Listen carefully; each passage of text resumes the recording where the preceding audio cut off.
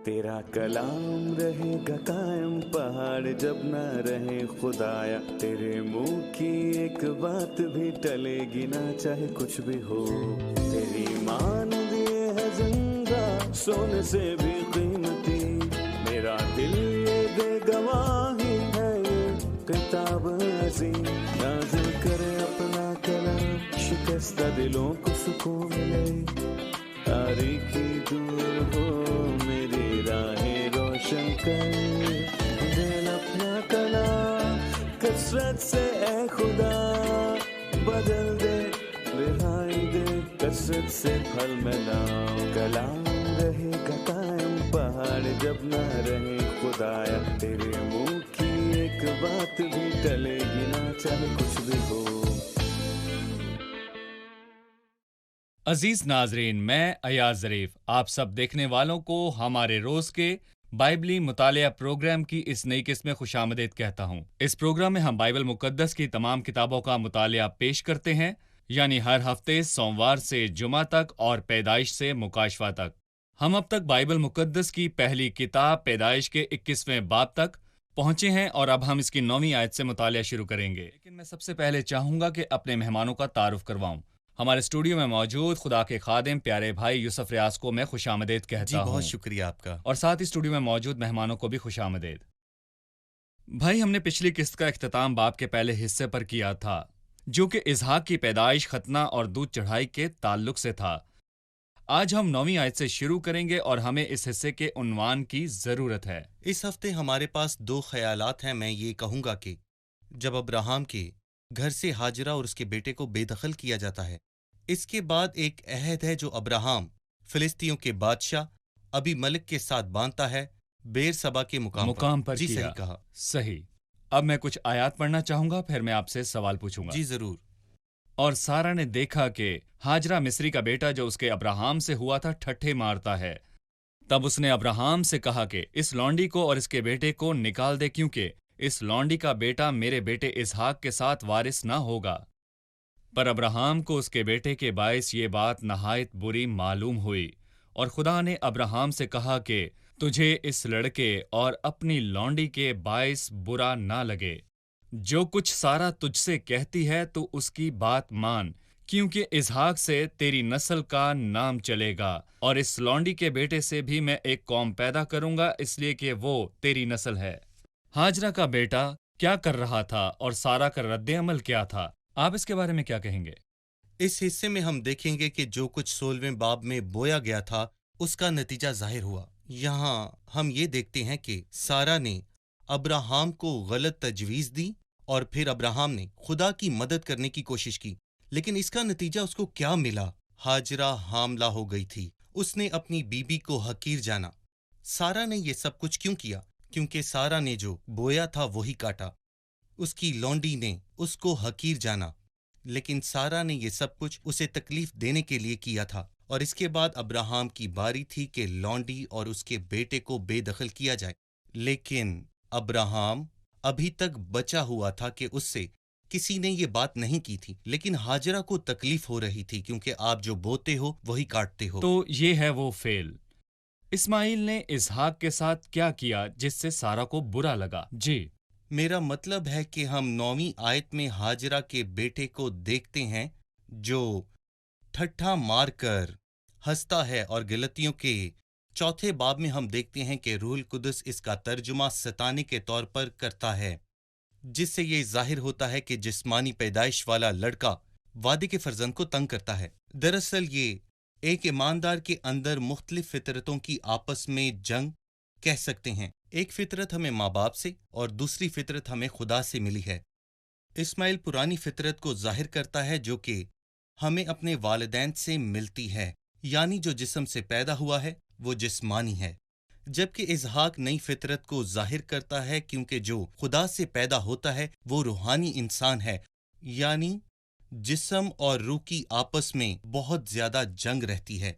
जो ख्वाहिश जिस्म करता है वो रूह पसंद नहीं करता। ये जाहिर है कि आपने अपनी तफसीर की बुनियाद 2 चीजों पर रखी है। पहली बराह रास्त और हकीकी तफसीर है कि लॉन्डी का बेटा इसहाक को सता रहा था। तारीखी एतबार से भी ऐसा ही हुआ। सही। लेकिन आपने अलामती तफसीर भी पेश की है और हमने सीखा है कि इन दोनों फितरतों के दरमियान जंग है। इस्माइल जिस्म को जाहिर करता है और इसहाक नई फितरत को, यानी दोनों के दरमियान कलाम मुकद्दस के मुताबिक एक जंग है। जी। आपने किस बुनियाद पर अलामती तफसीर की है? मेरा मतलब है कि हम एक ऐसे दोराहे पर खड़े हैं कि कोई ये एतराज कर सकता है कि आपने मतन में मुबालगा आमेजी की है। हम किस तरह देखते हैं कि इस्माइल जिस्म की अलामत है और इसहाक नई फितरत को जाहिर करता है या जो वादे के मुताबिक पैदा हो। आपने गलतियों 4 बाब का हवाला दिया है। आप हमें इस हिस्से की अलामती तालीम के बारे में बताएं।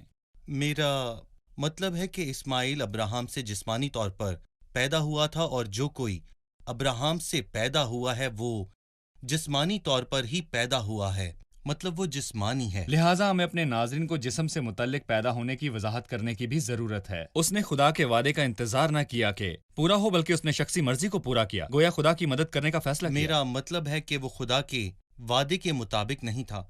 वो बेशक अब्राहम का बेटा था, लेकिन मेरे मुताबिक वो उसका जिस्मानी और फितरी बेटा था। यहाँ मैं ये कहना चाहूँगा कि मसीह के दिनों में यहूदी इसहाक की नुमाइंदगी करते थे या फिर इस्माइल की नुमाइंदगी करते थे। मैं यहाँ पर यह कहना चाहूँगा कि वो सब लोग इस्माइल की नुमाइंदगी करते थे क्योंकि वो सब लोग जिस्मानी लोग थे। और यही बात खुदावंद यीशु मसीह यूहन्ना के 8वें बाब में कहता है कि मैं जानता हूँ कि तुम सब अपने बाप अब्राहम की नस्ल से हो, लेकिन फिर भी वो मुझे मारना चाहते हैं। तुम महज उसकी नस्ल हो। नस्ल और फर्जंद में क्या फर्क है? नस्ल जिस्म के एतबार से है। नस्ल जिस्मानी एतबार से होती है, लेकिन फर्जंद अब्राहम की फितरत रखते हैं, और अगर तुम उसके फर्जंद होते तो मुझे कत्ल करने की कोशिश में ना होते। और यहाँ हम देखते हैं कि जब हम रूमियों का 9वां बाब पढ़ते हैं तो पालूस रसूल ये कहता है कि इस्माइल इसराइल की तरफ एक बहुत वाज़े इशारा है। इसलिए क्या इसराइल फितरी पैदाइश को जाहिर करता है? क्या अब्राहम की कोई और नस्ल थी जो खुदा से पैदा हुई हो? ये अब्राहम के फर्जंद हैं, और इसलिए हम इस्माइल के जरिए ईमानदारों को बाखूबी देख सकते हैं, बल्कि इसहाक के वसीले से। इसलिए हमारे अंदर इसहाक और इस्माइल हैं जो अब्राहम से जिस्मानी पैदाइश को जाहिर करते हैं, जबकि इसहाक उनकी तरफ इशारा है जो वादे के मुताबिक पैदा हुए, यानी खुदा से वो पैदा हुए हैं और उन्होंने खुदा से नई फितरत हासिल की। ये इसहाक की जिस्मानी पैदाइश के मुतल्लिक है और इस्माइल की। ठीक है। हम वो अलामत देखेंगे जिसका अभी आपने गलतियों के 4 बाब में आपने इशारा किया है। हम इसे पढ़ते हैं कि हमारे नाजरीन के लिए आसानी भी हो जाए।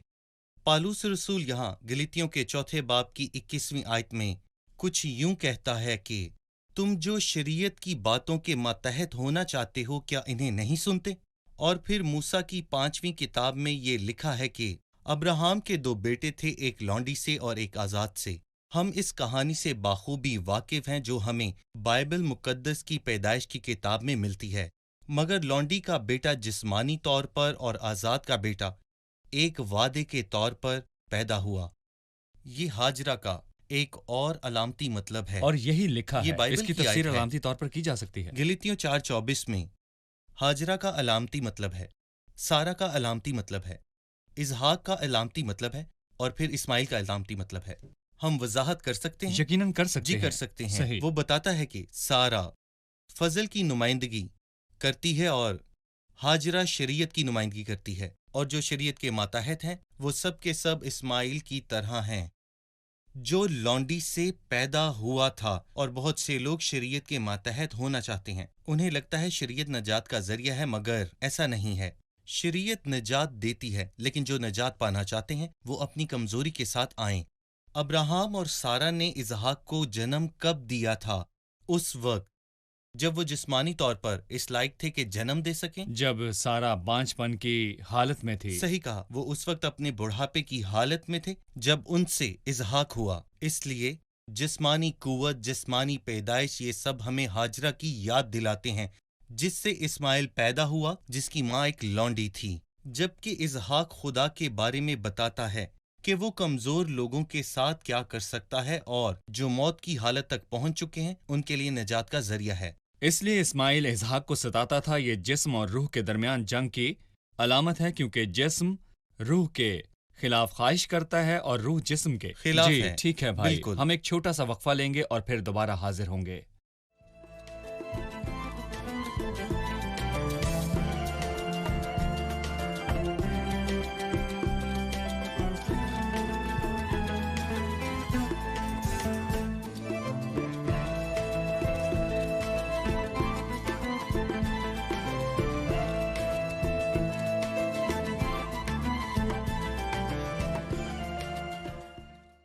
10वीं आयत में हम देखते हैं कि सारा कहती है कि हाजरा और इस्माइल को निकाल दिया जाए। आप बताइए कि हम इससे क्या सीख सकते हैं। जी भाई यूसुफ। दर हकीकत जो बात मेरी तवज्जो हासिल करती है वो ये है कि खुदा ने 16वें बाब में हाजरा को सारा के पास वापस लौट जाने को कहा। फिर वो वापस गई और खुद को उसके कब्जे में कर दिया और उसने इस्माइल को जन्म दिया, और खुदा ने इब्राहिम से कहा कि उस लौंडी को और उसके बेटे को निकाल दे, सारा की बात मान। ये बहुत ही अजीब लेकिन हैरान कुन बात है कि अगर हम इसका बाइबल की तालीम पर इतलाक करें, इससे पहले के इजहाक पैदा हो पूरा निजाम ही जिस्मानी जिस्मानी तौर ठीक पर। है, बिल्कुल सही। और हम ये गलतियों के चौथे बाब में देखेंगे, मेरा मतलब तीसरे बाब में लिखा है। ये हमें इंतहाई अहम चीजों के बारे में बताता है। गलतियों के खत के तीसरे बाब में लिखा है, गलतियों कहता है पस शरीयत क्या रही, वो नाफरमानियों के सबब से बाद में दी गई कि उस नस्ल के आने तक रहे जिससे वादा किया गया था, और फरिश्तों के वसीला से वो एक मार्फत मुकर्रर हुई। अब्राहम के लिए मसीह इसहाक था। इसहाक इसलिए जब तक इसहाक ना आता इस्माइल और हाजरा को घर पर रहना था। 23वीं आयत में वो कहता है कि ईमान के आने से पेशतर शरीयत की मातहती में हमारी निगहबानी होती है, और ईमान के आने तक जो जाहिर होने वाला था हम उसी के पाबंद रहे। मसीह के आने से पहले हम शरीयत के ताबे थे, मगर जब ईमान आ चुका तो हम उस्ताद के मातहत ना रहे। गोया कि वो कहना चाहता है कि जब तक इसहाक पैदा ना हो हाजरा और इस्माइल घर पर ही रहें, और जब इसहाक पैदा हुआ तो वो दोनों एक साथ नहीं रह सकते थे। शरीयत और फजल का इकट्ठे रहना नामुमकिन है, और यही बात गलतियों के लोग मानने की कोशिश कर रहे थे, जो गलती थी। जी। लेकिन पालूस रसूल ने उनसे कहा कि ये बिल्कुल नामुमकिन सी बात है। जब तक इसहाक ना आ जाए इस्माइल यहीं रहेगा, और जब इसहाक आ जाए तो इस्माइल यहाँ से चला जाएगा। क्या आप शरीयत और फजल को मिला सकते हैं? बाइबल मुकद्दस हमारे लिए किस कदर शानदार है, इसकी तालीम कितनी अजीम है, जिसे कुछ लोग बिल्कुल रद्द कर देते हैं, लेकिन ये बाइबल मुकद्दस की तालीम का अटूट अंग क्या है। मसीहत एक मर्तबा पहले भी इसका शिकार नहीं हुई थी? वो फजल और शरीयत को मिलाना चाहते थे, अमाल के बिल्कुल। असूल पर इन्हिसार करते हुए दोबारा से शरीयत के असूलों के मातहत होने लगे, और दोनों महीनों, सालों और मखसूस किस्म के रोज़ों को लागू करने लगे। नामी मसीहत में क्या ये शरीयत और फजल को मिलाना नहीं है? मेरे ख्याल से ये बेहतर होता कि वो फजल को छोड़कर शरीयत पर कायम रहते, लेकिन उन्होंने दोनों को मिलाने की कोशिश की, जो मेरे ख्याल से बिल्कुल गलत था। सही। जब अब्राहम को खुदा की तरफ से यकीन दहानी का पता चला तो उसने कहा, तुझे इस लड़की और अपनी लौंडी के बायस बुरा ना लगे। 14वीं आयत में लिखा है, तब अब्राहम ने सुबह सवेरे उठकर रोटी और पानी की एक मश्क ली और उसे हाजरा को दिया, बल्कि उसे उसके कंधे पर धर दिया और लड़के को भी उसके हवाले करके उसे रुखसत कर दिया। सो वो चली गई और बेरसबा के बियाबान में आवारा फिरने लगी। मैं जानना चाहूंगा खुदावंद हाजरा पर किस तरह नजर रखे हुए है, अगरचे कि ये फैसला खुदा का था कि वो उसे घर से निकाल दे। ये बात अब्राहम की फरमाबरदारी की याद दिलाती है। जब खुदावन ने अब्राहम से कहा कि अपने रिश्तेदारों को और मुल्क को छोड़ दे तो उसने बात मानी। उसने एक गुलाम औरत और उसके बेटे को अपने घर से निकाल दिया जिसे वो मानने के लिए तैयार नहीं था। खुदा ने जब उसे हुक्म दिया तो उसने ताबियादारी की, और लिखा है कि वो सुबह सवेरे उठा और उसने अपने जवान बेटे को घर से निकाला। ये कुर्बानी थी, लेकिन 22 बाब में वो असल कुर्बानी करता है जो इसहाक की थी, मुस्तकबिल था। अब्राहम ने अपना सब कुछ खो दिया था, पर खुदा हमेशा उसके साथ रहा। बज़ाहिर तो वो खाली हाथ था, लेकिन उसके पास सब कुछ था, और उसने जाते हुए हाजरा को एक पानी की मश्क दी और कुछ रोटियां भी, और उनके पास रोटी और पानी खत्म हो गया। ये उस शख्स ने उसे तहाइफ दिए थे जो खुदा की नज़र में रास्तबाज था, और अगर खुदा अब्राहम की तरह ही इस्माइल को प्यार करता तो उसे भी बहुत कुछ मिलता। लेकिन खुदावन ने जब हाजरा की आंखें खोली तो उससे बस एक कुआं दिखाई दिया जो बिल्कुल हाजरा के सामने था। पानी की मश्क नहीं। सही। वो मश्क खत्म हो सकती थी, लेकिन कुआं नहीं खत्म होता। सही। और ये वो चीजें हैं जो खुदावन ने हाजरा को दी। अगरचे कि वो निकाली गई थी, लेकिन खुदा ने इसमें से अपना मकसद पूरा किया, क्योंकि खुदावन की आंखें उन दोनों पर लगी थीं। क्या हम इससे कुछ सीखते हैं? तो बिल्कुल हाँ, हम इससे सीखते हैं। आपने कहा इस्माइल इसराइल को जाहिर करता है जिस्मानी एतबार से। उन्हें मसीह की मसलूबियत के बाद निकाल दिया गया। वो बिखर गए क्योंकि वो इसके हकदार थे। लेकिन क्या वो लोग अब भी खुदा की नज़र में हैं? वो लोग जो इसके हकदार बिल्कुल भी नहीं हैं। جس طرح خدا نے اسماعیل کی حفاظت کی، بالکل اسی طرح خدا نے ابراہم کی نسل کی آج کے دن تک حفاظت کی ہے۔ اگرچہ وہ خدا کی رفاقت سے محروم ہے، لیکن وہ خدا کی حفاظت سے محروم نہیں رہے۔ صحیح۔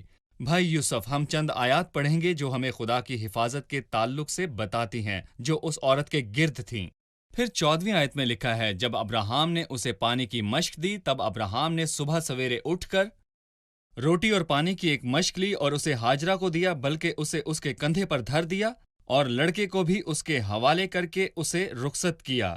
سو وہ چلی گئی اور بیرسبا کے بیابان میں آوارہ پھرنے لگی، اور جب مشق کا پانی ختم ہو گیا تو اس نے اس لڑکے کو ایک جھاڑی کے نیچے ڈال دیا، اور آپ اس کے مقابل ایک تیر کے ٹپے پر دور جا بیٹھی اور کہنے لگی کہ میں اس لڑکے کا مرنا تو نہ دیکھوں۔ سو وہ اس کے مقابل بیٹھ گئی اور چلا چلا کر رونے لگی، اور خدا نے اس لڑکے کی آواز سنی، اور خدا کے فرشتے نے آسمان سے ہاجرہ کو پکارا اور اس سے کہا، اے ہاجرہ، تجھ کو کیا ہوا؟ مت ڈر، کیونکہ خدا نے اس جگہ سے جہاں لڑکا پڑا ہے اس کی آواز سن لی ہے۔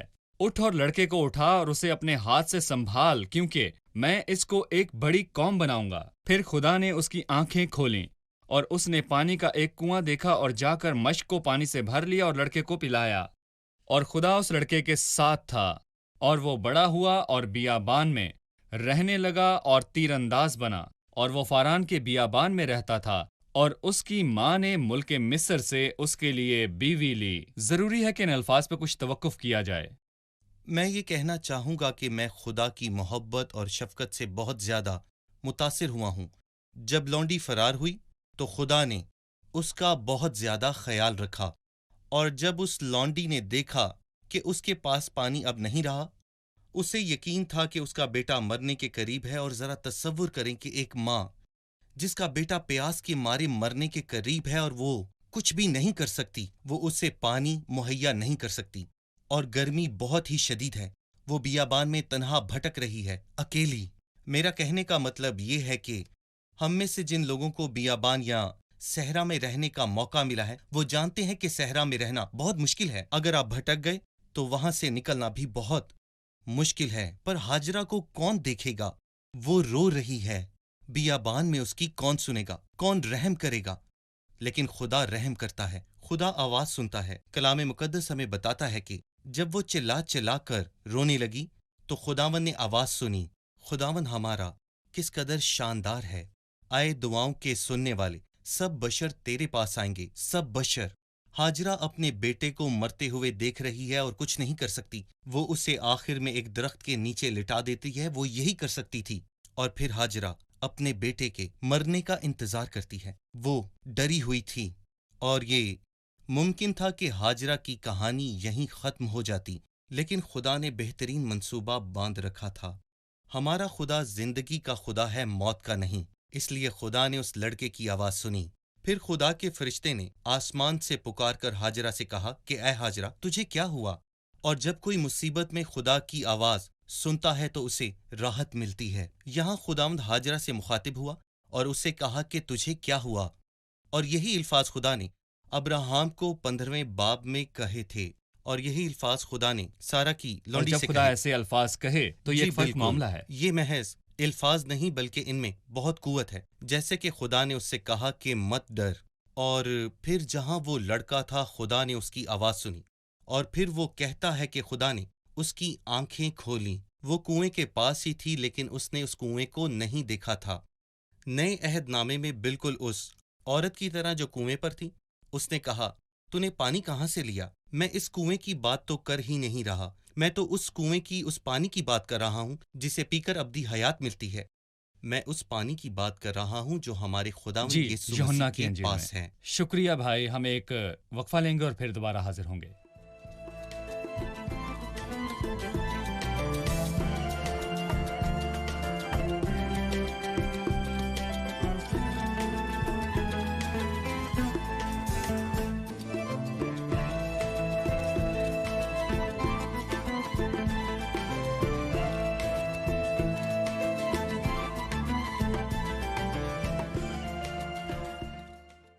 آیت 23 کہتی ہے، اس لیے تو اب مجھ سے خدا کی قسم کھا کہ تو نہ مجھ سے اور نہ میرے بیٹے سے اور نہ میرے پوتے سے دغا کرے گا، بلکہ جو مہربانی میں نے تجھ پر کی ہے ویسے ہی تو بھی مجھ پر اور اس ملک پر جس میں تو نے قیام کیا ہے کرے گا۔ میں سوچ رہی تھی کہ ابی ملک اور فیکل کے پاس لشکر تھا۔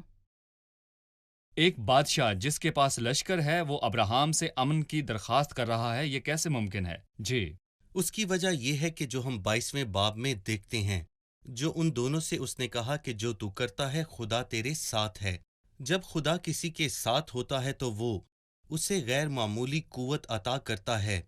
میرا مطلب ہم محسوس کرتے ہیں کہ خدا ہمارے ساتھ ہے، اور جب وہ ہمارے ساتھ ہوتا ہے تو پھر ہم سے طاقتور کوئی بھی نہیں ہوتا، نہ چاہتے صحیح، ہوئے بھی خدا اس کی حمایت میں۔ خدا اس کی حمایت کرتا ہے۔ میرے خیال سے اس میں نبوتی مقصد اور مستقبل کا رخ ہے، جو کہ ہم زکریا کے 8ویں باب میں بڑے واضح طور پر دیکھ سکتے ہیں۔ زکریا کے 8ویں باب کی 23ویں آیت میں ہم دیکھتے ہیں کہ رب الافواج یوں فرماتا ہے کہ ان دنوں میں مختلف اہل لغت میں سے 10 آدمی ہاتھ بڑھا کر ایک یہودی کا دامن پکڑیں گے اور کہیں گے کہ ہم تمہارے ساتھ جائیں گے کیونکہ خدا تمہارے ساتھ ہے، کیونکہ جن لوگوں کے ساتھ خدا ہوتا ہے وہ غیر معمولی قوت رکھتے ہیں، کیونکہ جب خدا کسی آدمی یا لوگوں کے ساتھ ہوتا ہے تو وہ لوگ در حقیقت مختلف حالات میں ہوتے ہیں اور خدا ان لوگوں کو کبھی بھی نہیں چھوڑتا۔ صحیح، اس لیے وہاں ایک عہد باندھا جانا تھا۔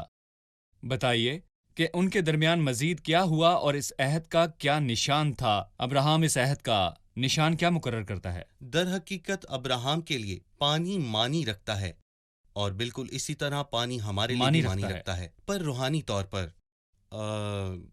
پہلے تو ہم یہ اسے دیکھیں گے جھڑکا۔ کہ یہ کیا معنی رکھتا ہے۔ اور ابراہام نے پانی کے ایک کنویں کی وجہ سے جسے ابی ملک کے نوکروں نے زبردستی چھین لیا تھا، اسے جھڑکا، جو ان کا حق نہیں تھا، اس لیے اس نے ان کو جھڑکا۔ اور یہ رویا ہے جو اس کی نیکی کو ظاہر کرتی ہے۔ ابراہام نے ابی ملک کو جھڑکا کہ میں نے کنواں کھودا اور تیرے نوکروں نے مجھ سے وہ کنواں چھین لیا، اور پھر ابی ملک نے اس سے آ کر معافی مانگی۔ اور میں کہوں گا کہ جو لوگ بیابان میں رہتے ہیں پانی ان کے لیے زندگی ہے۔ در حقیقت ہم بھی ایک بیابان میں رہتے ہیں اور پانی ہمارے لیے بہت اہم ہے، لیکن بہت غصہ آتا ہے جب کوئی خدا کے کلام پر بلا وجہ تنقید کرتا ہے۔ ہمیں اس کی فکر ضرور ہے، اور کچھ خدا کے سادہ دل لوگ بھی ہیں جو خدا کے کلام کو ٹھیک طرح سے نہیں سمجھ پاتے۔ میرا مطلب ہے کہ وہ خدا کے کلام کو نہیں سمجھتے اور زندگی کے پانی کو کھو دیتے ہیں۔ جو باتیں میں نے تم سے کہیں وہ روح ہیں اور زندگی بھی ہیں۔ اس لیے ہم ان لوگوں کو جھڑکتے ہیں جو کلام مقدس کی اہمیت کو کم کرتے ہیں۔ ہم انہیں ڈانٹتے ہیں اور یہ بتاتے ہیں کہ تم خدا کے لوگوں کے خلاف غلطی کر رہے ہو۔ اور ابراہام نے بھیڑ کے 7 بچوں کو علیحدہ کیا، اور ابی ملک نے اس سے پوچھا کہ یہ تو کیا کرتا ہے؟ تو ابراہام نے اس سے کہا کہ میں یہ بچے تجھے عہد کے طور پر دیتا ہوں، تاکہ یہ میرے گواہ ہوں کہ میں نے کنواں کھدوایا، اور اس لیے اس جگہ کا نام بیر سبا رکھا، اور سبا کا مطلب ہے 7، اس لیے ابراہام نے 7 بچے ابی ملک کو دیے۔ صحیح، یہ عہد بیر سبا کے مقام پر کیا گیا، اس لیے وہ جگہ بیر سبا کہلاتی ہے۔ 32ویں آیت میں بتایا گیا ہے کہ سو انہوں نے بیر سبا میں عہد کیا۔ ابی ملک اور اس کے لشکر کا سردار فیکل دونوں اٹھ کھڑے ہوئے اور فلسطینیوں کے ملک کو لوٹ گئے۔ تب ابراہام نے بیر سبا میں جھاؤ کا ایک درخت لگایا، اور وہاں اس نے خداوند سے جو ابدی خدا ہے دعا کی، اور ابراہام بہت دنوں تک فلسطینیوں کے ملک میں رہا۔ ابراہام نے خداوند خدا سے دعا کی جو ابدی ہے۔ ہم خدا کے نام پر بات کرتے ہیں۔ جیسا کہ ہم نے جانا کہ پیدائش کی کتاب ابتدا کی کتاب ہے، جس میں ہم نے بہت سی چیزوں کی نئی ابتدا اور ہمارے خدا کے نام کو ایلوہیم کے نام کے طور پر دیکھا ہے، اور ہم نے اسے یہوہ خدا کے طور پر دیکھا، اور ہم نے دیکھا کہ وہ حکمت اعلیٰ ہے، اور ہم نے 14ویں باب میں یہ بھی دیکھا کہ میں خدا کے نام کی قسم کھاتا ہوں، وہ ایل شیدائی ہے اور ہر چیز پر قادر خدا ہے۔ ان ناموں میں یہاں پر ایک نام کا اور اضافہ ہوتا ہے، اور وہ یہ نام ہے جس پر ہمیں فخر ہے، ابدی خدا پر۔ ابدی کا مطلب کیا ہے؟ ابدی کا مطلب ہے کہ اس کا آغاز بھی نہیں ہے اور اس کا اختتام بھی نہیں، یعنی ابدی ہے۔ اول اور آخر، ابتدا اور انتہا، اور اس لیے جب ہم بائبل مقدس میں آتے ہیں تو ہمیں پتہ چلتا ہے کہ اس کی کوئی ابتدا نہیں نہ اختتام ہے۔ اس لیے جب ہم مسیح کی بات کرتے ہیں تو ہم جانتے ہیں کہ اس کی کوئی ابتدا نہیں اور نہ ہی اختتام ہے، اور وہ ہمارا زندہ خدا ہے جس پر ہمیں فخر ہے۔ وہ ہمارا زندہ پاک خدا ہے جس نے ہمیں بچایا، گناہوں کی دلدل سے ہمیں رہائی بخشی اور زندگی دی۔ اور جب کوئی خدا کے ناموں میں سے کسی ایک نام کو جان لیتا ہے تو وہ اس کی گواہی دیتا ہے اور اس کے حضور دعا کرتا ہے اور اس کے خوف میں چلتا ہے۔ یعنی ہمارے سامنے ایک ایسی کتاب ہے جس میں مکاشفہ ہے اور وہ خدا کو ظاہر کرتا ہے، اپنے ناموں کا مکاشفہ دیتا ہے اپنی کتاب میں۔ جی۔ اس کتاب کے بغیر ہم خدا کو نہیں جان سکتے، نہ صحیح۔ اس کے ناموں کو نہ اس کی خصوصیات کو۔ ہمیں اس یقیناً۔ کتاب کی ضرورت ہے۔ صحیح۔ شکریہ، ہم پروگرام کے اختتام پر پہنچ چکے ہیں۔ آئے مہمانوں سے اس کی رائے جانتے ہیں۔ ایک ایماندار کبھی اکیلا نہیں ہوتا بلکہ خدا ہمارے ساتھ ہے۔ اگر خدا ہمارے ساتھ ہے تو کون ہمارا مخالف ہے؟ ہم نے سیکھا کہ بیابان بے رحم ہے، لیکن ایک خدا ہے جو رحیم ہے، جس کے تعلق سے کلام مقدس بتاتا ہے کہ رحم سے بھرا خدا۔ ہم نے دیکھا کہ انسان کے تحفے محدود ہیں، چاہے یہ ابراہامی کیوں نہ ہو، ان کی ایک میعاد اور حد ہے، لیکن خدا جو سنتا ہے اس کی برکات کبھی ختم نہیں ہوتی جب وہ ہاجرہ کی آنکھیں کھول دیتا ہے کہ کنویں کو دیکھ سکے۔ شکریہ، خدا آپ کو برکت دے۔ بھائی خدا آپ کا آپ کو بھی برکت شکریہ۔ دے۔ عزیز ناظرین، ہم نے آج کی قسط میں سیکھا ہے کہ ابراہام نے کنویں کی وجہ سے ابی ملک کو ڈانٹا، جس کو فلسطینیوں اور ابی ملک کے نوکروں نے چھین لیا تھا۔ یہ کنواں ابراہام کے لیے اہمیت رکھتا تھا کیونکہ پانی میں زندگی ہے۔ ہم نے اس قسط میں دیکھا کہ راست بازی کے پانی کے ایک قطرے کو بھی فراموش نہ کریں اور نہ ہی خدا کے کلام کے ایک لفظ کو فراموش کریں۔ ہمیں کنویں کے پانی کے ایک ایک قطرے کی ضرورت ہے۔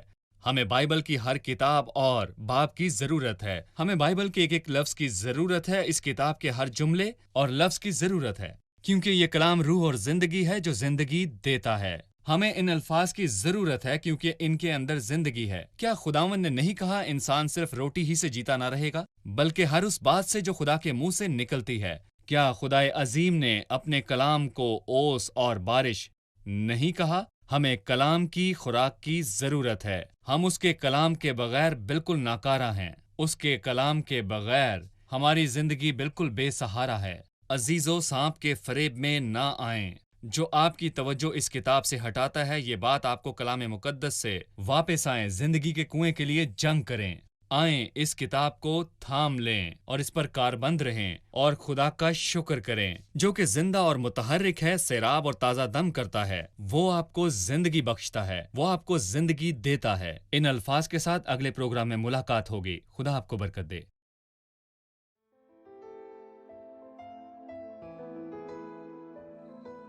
تیرا کلام رہے گا قائم، پہاڑ جب نہ رہے خدایا، تیرے منہ کی ایک بات بھی ٹلے گی نہ، چاہے کچھ بھی ہو۔ تیری مان دیے ہے زندہ، سونے سے بھی قیمتی، میرا دل یہ بے گواہی ہے، یہ کتاب عظیم نازل کرے اپنا کلام، شکستہ دلوں کو سکون ملے، تاریکی دور ہو میری راہیں روشن کر، دل اپنا کلام کثرت سے اے خدا بدل دے، رہائی دے کثرت سے پھل ملاؤ۔ کلام رہے گا قائم، پہاڑ جب نہ رہے خدایا، تیرے منہ کی ایک بات بھی ٹلے گی نہ، چاہے کچھ بھی ہو۔